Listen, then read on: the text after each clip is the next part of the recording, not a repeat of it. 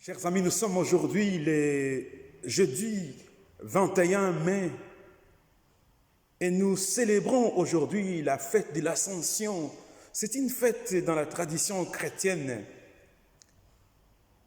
C'est une fête que moi j'appelle aussi la fête de responsabilité, où on nous appelle à la mission, à la responsabilité. Et je vais essayer de paraphraser quelques pères de l'Église qui ont été inspirés, comme Cyril d'Alexandrie, comme Léon le Grand, comme Grégoire le Grand, qui sont appelés, qu'on appelle communément dans une certaine tradition chrétienne, Saint Cyril d'Alexandrie, Saint Léon le Grand, Saint Grégoire le Grand. Chers amis, aujourd'hui, le Christ inaugure pour nous ce chemin vers les auteurs, en s'offrant lui-même à Dieu le Père comme les prémices de ceux qui dorment dans les tombeaux de la terre. Aujourd'hui, il permet à la chair de monter au ciel. Il est lui-même le premier homme qui apparaît à ses habitants célestes. Chers amis, les anges ne connaissent pas les mystères augustes et grandioses d'une intronisation céleste de la chair. Et aujourd'hui, les anges voient avec étonnement et admiration cette ascension du Christ. Ils sont presque troublés à ce spectacle inconnu.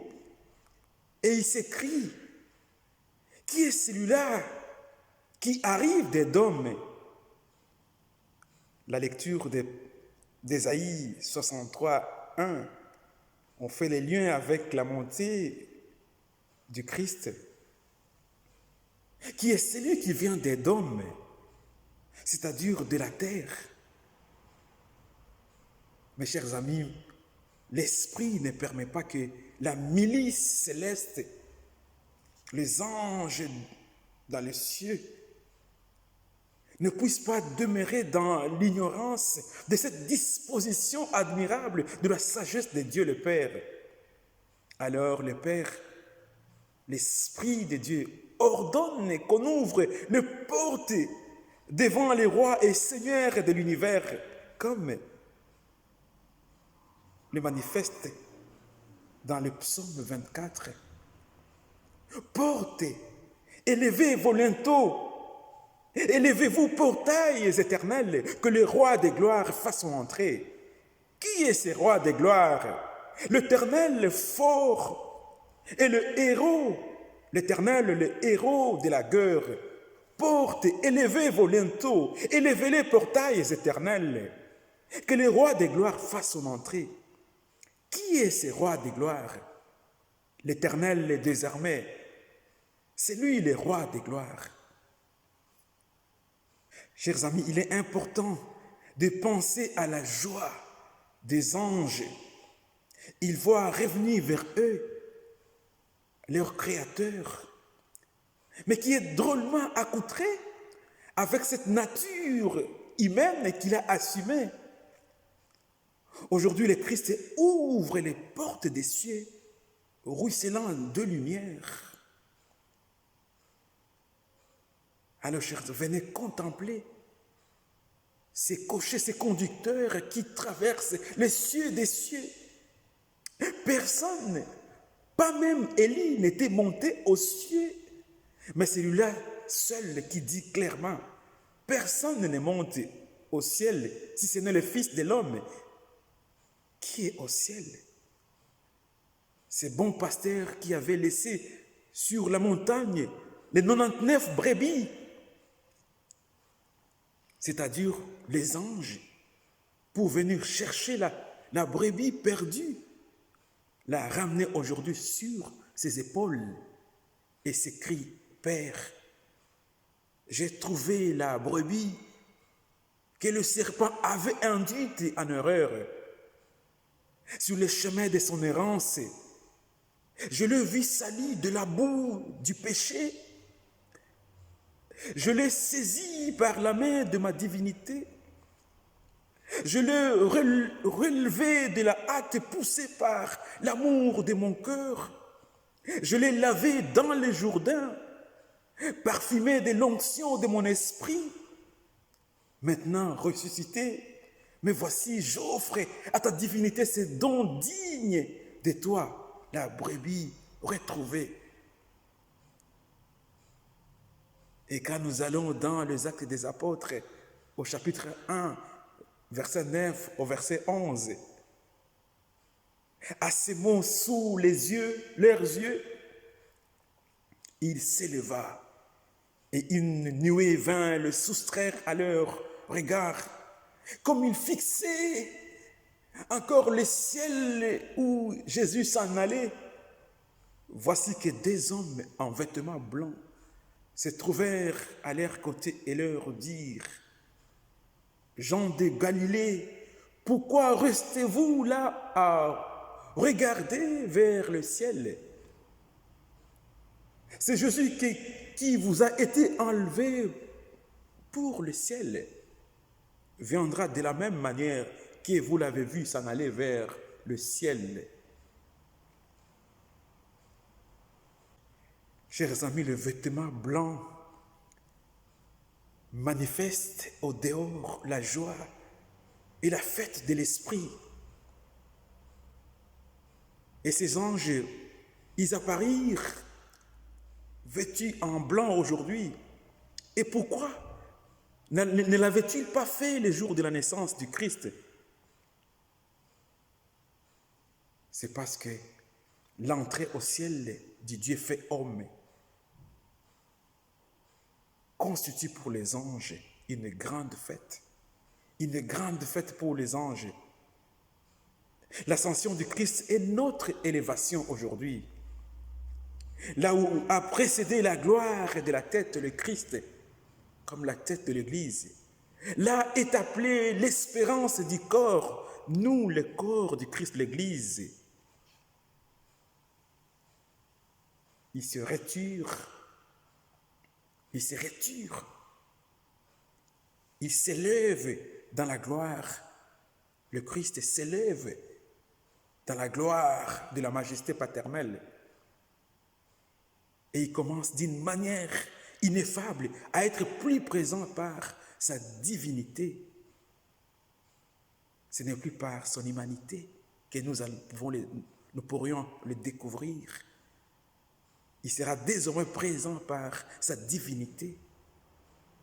Cette montée au ciel nous donne lieu de nous réjouir, nous aussi, parce que nous commémorons et vénérons ces grands jours où l'humilité de notre nature, la fragilité de notre nature, en la personne du Christ, a été élevée plus haut que toute l'armée des cieux, plus haut que tout le cœur des anges, plus haut que toutes les puissances du ciel, jusqu'à s'asseoir auprès de Dieu le Père, pour que nous puissions, chers amis, être capables d'être dans ce bonheur.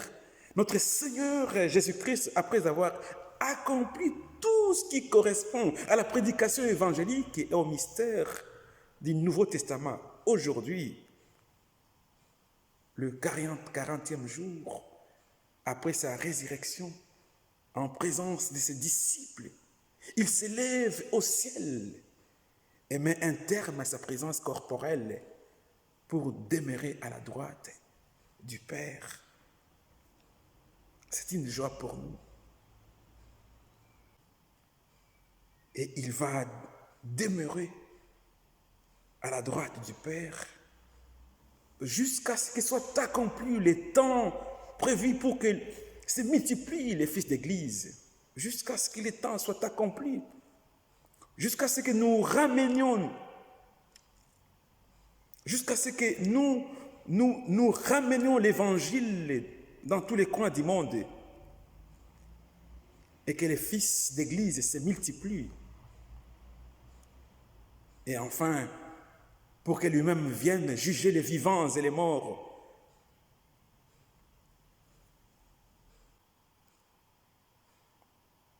Chers amis, désormais, ce n'est plus par le sens que l'on peut appréhender Jésus, mais par la foi seule. Car seule la foi touche au ciel. Jésus monte au ciel. Il est retiré dans sa corporalité. Il est retiré dans la visibilité corporelle. Comme Enoch dans le livre de Genèse, au chapitre 5, verset 24, autrefois les patriarches, ou comme Élie dans le livre des 2 rois. Jésus est enlevé au ciel, il disparaît dans la nuée qui est le symbole de la gloire divine. Il est enlevé. Mais le livre des Actes dit aussi que Jésus s'éleva, car il s'élève par sa puissance propre, autant qu'il est Dieu, comme le Christ avait dit.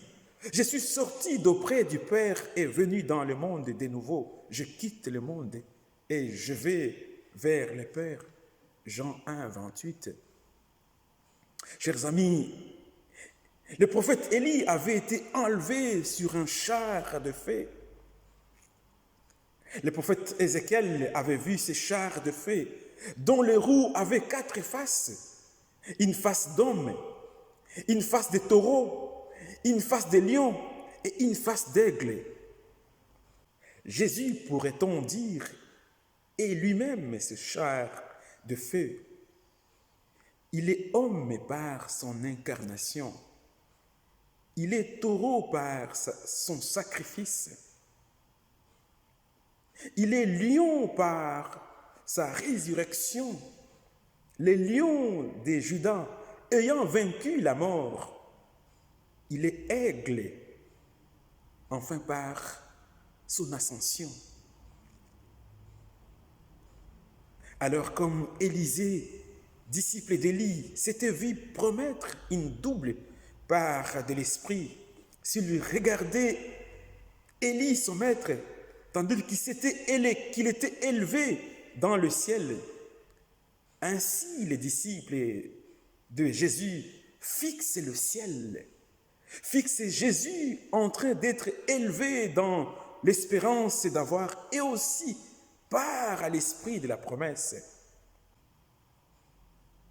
Il est pour toujours l'Emmanuel, c'est-à-dire Dieu avec nous.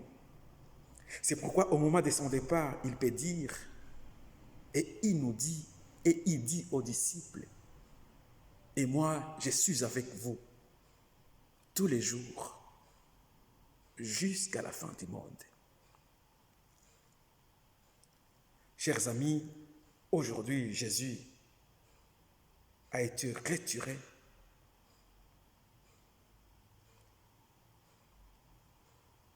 de la visibilité corporelle. Parce que nous ne pouvons plus, nous sommes au XXIe siècle. Nous savons tous que Dieu n'habite pas au-dessus de nos nuages ici. Le ciel où Dieu habite, ce n'a pas une localisation géographique. Nous le savons déjà, nous sommes au XXIe siècle. Parce qu'avec la technologie, on perce ces nuages et on va plus loin que ça. Mais Jésus se retire de la visibilité corporelle. Ce n'est plus par le sens que nous pouvons appréhender Jésus, mais par la foi. Seule la foi peut appréhender et toucher le ciel. Et le ciel, c'est les lieux d'habitation, les lieux de Dieu. Mais ce n'est pas un lien géographique. Chers amis, il est retiré. Mais qu'est-ce qui est important pour nous? C'est la responsabilité que le Christ nous confère. La responsabilité, la mission, cette mission d'aller propager la bonne nouvelle. Donc la responsabilité est à nous. C'est nous qui avons la responsabilité d'apporter la bonne nouvelle du salut. Que ceux qui ont faim puissent avoir à manger. C'est que ceux qui n'ont pas où habiter puissent trouver un logement. Que la paix règne au milieu de nous. Que la réconciliation, le pardon, l'unité, ça c'est la bonne nouvelle du salut. C'est à nous cette responsabilité. Que les affamés puissent trouver à manger. C'est la bonne nouvelle du salut. Chers amis, bonne fête d'Ascension.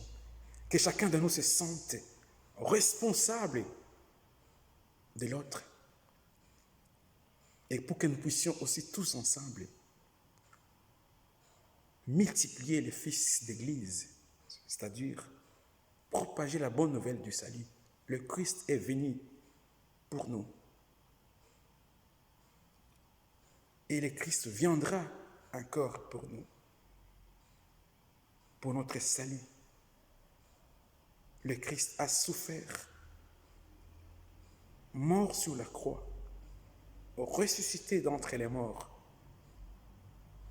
élevé dans la gloire de Dieu, assis sur la droite de Dieu. C'est à nous la responsabilité d'annoncer la bonne nouvelle du salut. La responsabilité de matérialiser cette bonne nouvelle du salut. Bonne fête d'Ascension. Bonne fête d'Ascension.